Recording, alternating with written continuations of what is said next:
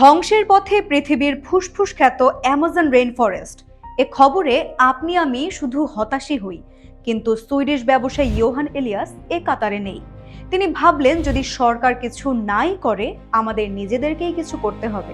কি করলেন তিনি? 2005 সালে তিনি কিনে নিলেন অ্যামাজন বরেন 4 লাখ একর, যা আয়তনের লন্ডনের সমান।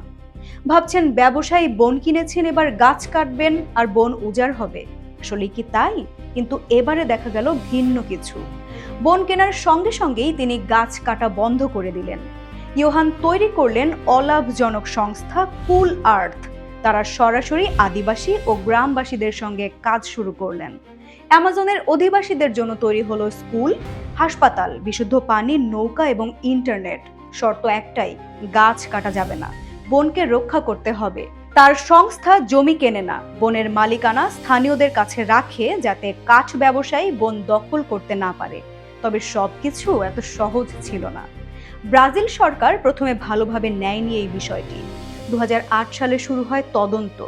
একজন ধনী ব্যক্তির হাতে এত প্রাকৃতিক সম্পদ থাকা ঝুঁকিপূর্ণ। কেউ বলল ইয়োহান গ্রিন কলোনি করছেন, তবু তিনি দমে যাননি। দেখালেন কোনো গাছ কাটাই হয়নি, বন নিরাপদ আছে। এর পরে কি ঘটলো? দেখা গেল যেসব এলাকায় কুল আর্থ কাজ করছে, বন উজাড় আশেপাশের তুলনায় সেখানে কম। উৎসাহিত হলো স্থানীয় মানুষ। তিনি প্রমাণ করলেন ব্যক্তি উদ্যোগেও পরিবেশ রক্ষা করা সম্ভব, যেখানে সরকার বা বড় বড় সংস্থা ব্যর্থ। এতে সাফল্য এলো, বন রক্ষা, জলবায়ু রক্ষা, স্থানীয় মানুষের উন্নয়ন ঘটল। কিন্তু সমালোচনাও কিন্তু কম হলো না। এক ব্যক্তির হাতে এত বড় প্রাকৃতিক সম্পদ থাকা অন্যদের জন্য দুর্বলতা তৈরি করতে পারে। যাই হোক, শেষ পর্যন্ত ইয়োহান এলিয়াস দেখালেন একজন মানুষও বিশাল প্রভাব ফেলতে পারে। বন এবং সমাজ দুটোই একসাথে বাঁচানো সম্ভব।